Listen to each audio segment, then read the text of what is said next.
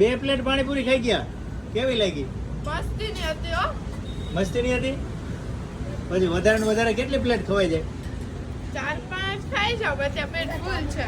પેટ ફૂલ છે, 4-5 પ્લેટ નગર ખવાઈ જાય. તમે કેટલી ખાધી? 2 પ્લેટ. 2 પ્લેટ ખાઈ ગયા. તમે બેન? 3 પ્લેટ ખાઈ ગયા. વાહ, કેવી પ્લેટ કેવી હોય છે? બહુ જ ફાઇન. ખાવી હોય તો અહીંયા જવાય. બોલો, આ બેન તો એવું કહે છે પાણીપુરી ખાવી હોય ને તો અહીંયા જવાય. જો આ બેને તો સેવપુરી લીધી કે દહીંપુરી? આ સેવપુરી લીધી. વાહ, સેવપુરી લીધી છે. એનો ટેસ્ટ જબરદસ્ત હોય છે. આપણે શરૂઆત જ અહીંથી કરી હતી ને. રાજભાઈ, કેવી મજા આવી હતી? બાલાજી દાદાની દયા અને તી પછી જોવો તમે રોનક છે ને અત્યારે તો. રોનક નાના મોવા રોડ ઉપર ધૂમ મચાવો છો. પણ હો, હવે આ વખતે તમે નવી નવી કઈ વેરાયટી લાવ્યા છો એ કયો? આ કઈ છે? આ સ્પાઈસી સેવપુરી ઓલી તમને કહેતો હતો ને દર વખતે કે સેવ સ્પાઈસી સેવપુરી. સેવપુરીમાં બટેટાનો મસાલો, આ સેવ સ્પાઈસી સેવપુરીમાં સેવનો મસાલો આવે. હા, પછી બીજી કઠોળ ચાલુ કર્યું છે. કઠોળમાં શું? કઠોળમાં મગ, મઠ અને ચણા ફણગાવેલા.